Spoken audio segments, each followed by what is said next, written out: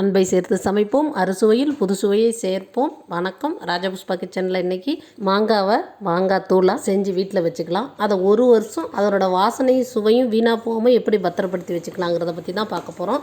நான் ஒட்டு மாங்காய் எடுத்திருக்கேன். நீங்கள் உருண்டை மாங்காய், புளிப்பு மாங்காயாக இருந்தால் இன்னும் நல்லது. ஒரு 50 மாங்காய்க்கு மேலே இருக்கும்னு நினைக்கிறேன். இந்த எல்லா மாங்காயும் என்ன பண்ணுறோம், நம்ம நல்லா கழுவி ஒன்றா தனித்தனியாக எடுத்து கழுவிட்டு நல்லா காட்டன் துணியால் இதே மாதிரி தொடச்சி எல்லாத்தையும் நல்லா ஃபேனுக்கு அடியில் ஒரு துணியை விரித்து போட்டு வச்சுட்டிங்கன்னா சீக்கிரமாக காஞ்சிரும்.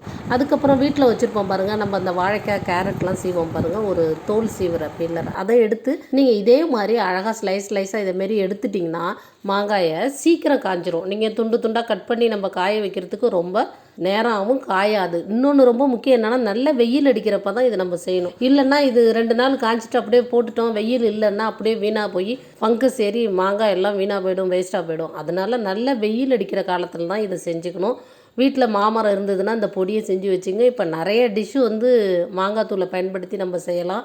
புளி ஒத்துக்காது, அல்சர் பிரச்சனை உள்ளவங்க என்ன பண்ணலாம், நான் புளிக்கு பதிலாக நான் எல்லா குழம்புலையும் புளிக்குழம்பு, சாம்பார், மீன் குழம்பு எல்லாத்துலேயும் சன்னா மசாலா இப்படி நிறைய டிஷ்ஷு மாங்காய் தூளை பயன்படுத்தி நம்ம செய்யலாம். அதனால் வீட்டில் மாமரம் இருந்துச்சு, மாங்காய் நிறையா உங்களுக்கு கிடச்சிதுன்னு வச்சுங்களேன், இதுமாரி தூள் பண்ணி பத்திரப்படுத்தி வச்சுட்டிங்கன்னா ஒரு வருஷத்துக்கு நம்ம இதை வச்சு அடுத்த சீசன் வர்ற வரைக்கும் நம்ம இதை வச்சுக்கலாம். இப்போ என்ன பண்ணிட்டேன், நான் எல்லா மாங்காயும் அதே மாதிரி சீவி எடுத்துக்கிட்டு அப்படியே என்ன பண்ணேன், நான் நைட்டு சீவ ஆரம்பிச்சதுனால வீட்டிலே என்ன பண்ணேன், கொஞ்சம் நேரம் காய வச்சுட்டேன். அப்படியே வீட்டில் அப்படியே வச்சுட்டா வீணாக போயிடுனா, அதுக்கப்புறம் வெயிலில் எடுத்து ஒரு 10 நாள் ஆணுச்சு எனக்கு இதெல்லாம் காய வச்சு எடுக்கிறதுக்கு.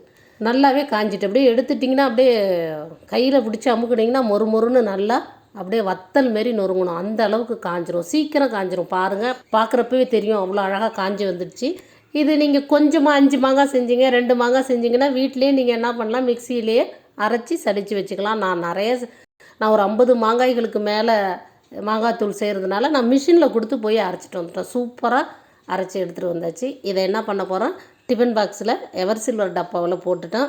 சின்ன டப்பாவை நான் பயன்படுத்திக்கிறதுக்கு வச்சுக்கிட்டு ஒன்று பெருசு எடுத்து நான் ஃப்ரீசரில் வச்சுருவேன்.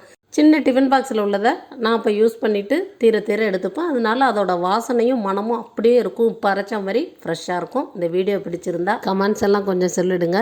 அப்படியே உங்களுக்கு பிடிச்சவங்களுக்கு ஷேர் பண்ணி விட்டுட்டு, ராஜபுஷ்பா கிச்சனில் நிறைய ஆரோக்கியமான வீடியோ இருக்குது. நேரம் கிடைக்கிறப்போ கொஞ்சம் பார்த்துக்கோங்க. ஒரு நிமிஷம் ராஜபுஷ்பா கிச்சனை புதுசாக பார்க்குற நீங்கள் சப்ஸ்கிரைப் பண்ணிவிட்டு பக்கத்தில் உள்ள பெல் பட்டனை கிளிக் பண்ணுங்கள். ஆரோக்கியமான உணவை உண்போம், நோயின்றி வாழ்வோம். நன்றி, மகிழ்ச்சி.